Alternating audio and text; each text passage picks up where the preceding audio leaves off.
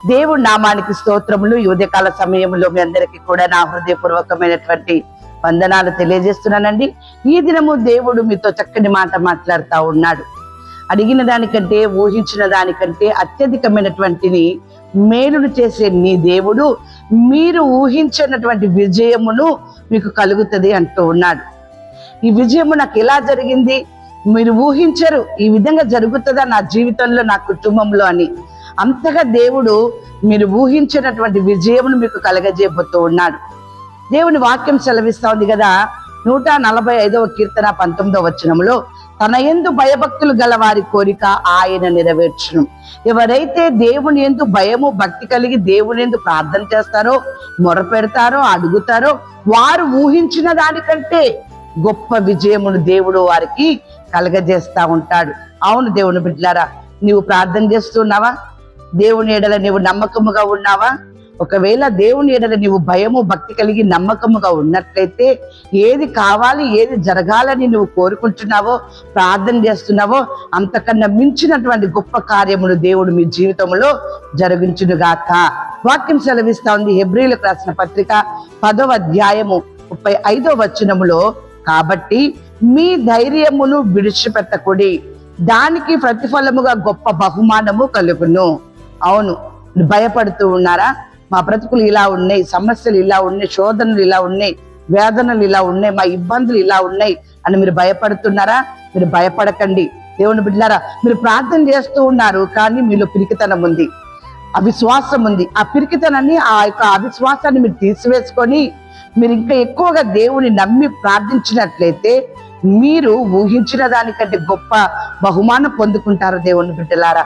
అందుకని వాక్యం సెలవిస్తా ఉంది సంఖ్యాకాండం 23వ అధ్యాయము 19వ వచనములో, దేవుడు అబద్ధమాడుటకు ఆయన మానవుడు కాడు, పశ్చాత్తాప పడుటకు ఆయన నరపుత్రుడు కాడు, ఆయన చెప్పి చేయకుండునా, ఆయన మాట ఇచ్చి స్థాపించకుండునా.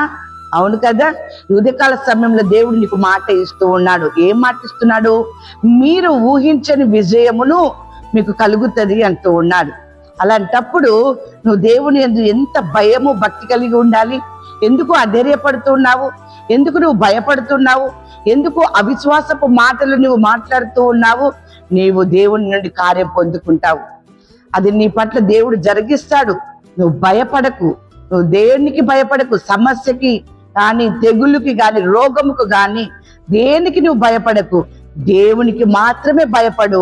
నీవు దేనికి భయపడకు, నువ్వు దేనికి కూడా భయపడకుండా దేవుని యందు నువ్వు భయము భక్తి కలిగి ఉన్నట్లయితే నువ్వు ఊహించినటువంటి మేలును చూస్తావు.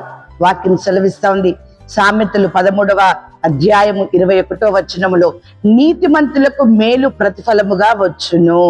ఎవరైతే నీతిగా యథార్థంగా ఉంటారో వారే దేవుని యందు భయము భక్తి కలిగి ఉంటారు. వారే ఎలాంటి సమస్యలు వచ్చినా దేవుడు ఉన్నాడు అని దేవుని మాట మీద నమ్మకం కలిగి ఉంటారు. కాబట్టి నీవు నీతిమంతుడుగా ఉండాలంటే నువ్వు ముందుగా దేవుని యందు భయము భక్తి కలిగి ఉండు. అలా ఉన్నప్పుడు మంచివాడు తన పిల్లలని ఆస్తికర్తలుగా చేయును. అవును, నువ్వు ఊహించినటువంటి గొప్ప మేలు, గొప్ప అద్భుతము, గొప్ప విజయము దేవుడు మీ పట్ల, మీ కుటుంబ పట్ల, మీ పిల్లల పట్ల కూడా జరిగిస్తూ ఉన్నాడు.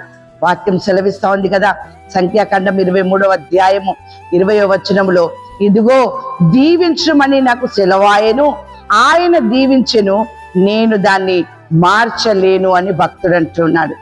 దీవించుమని భక్తుడికి, ప్రవక్తలకి, దైవజనులకి సెలవిచ్చాడు దేవుడు. ఆయన దీవించుమన్నప్పుడు ఆయన మార్చగలవాడు ఎవడు కూడా లేడు అని చెప్పి అంటున్నాడు. కాబట్టి ఇలాంటి అద్భుతమైనటువంటి విజయం అనే దీవెన నీకు కావాలి అంటే, ఊహించినటువంటి విజయము నీ కుటుంబంలో జరగాలి అంటే దేవుడు ఆజ్ఞ ఇచ్చాడు దీవించమని. కాబట్టి నువ్వు అవిశ్వాసిగా, పిరికివారిగా అధైర్యపడకుండా దేవుని యందు భయము భక్తి కలిగి ఉన్నట్లయితే ఈ ఉదయకాల సమయంలో దేవుడు మీతో మాట్లాడుతున్నటువంటి మాట యెషయా గ్రంథం 51వ అధ్యాయము 11వ వచనము, నిత్య సంతోషము వారి తలల మీద ఉండును, వారు సంతోషానందము గలవారగుదురు, దుఃఖమును నిట్టూర్పును తొలగిపోవును. ఎంత అద్భుతమైనటువంటి వర్తమానము ఈ ఉదయకాల సమయంలో దేవుడు మీకు తెలియజేసి ఉన్నాడు. ఈ మాటలు మీరు నమ్మినట్లయితే ఊహించినటువంటి కార్యములు మీ కుటుంబంలో దేవుడు జరిగించును గాక. ఆమేన్.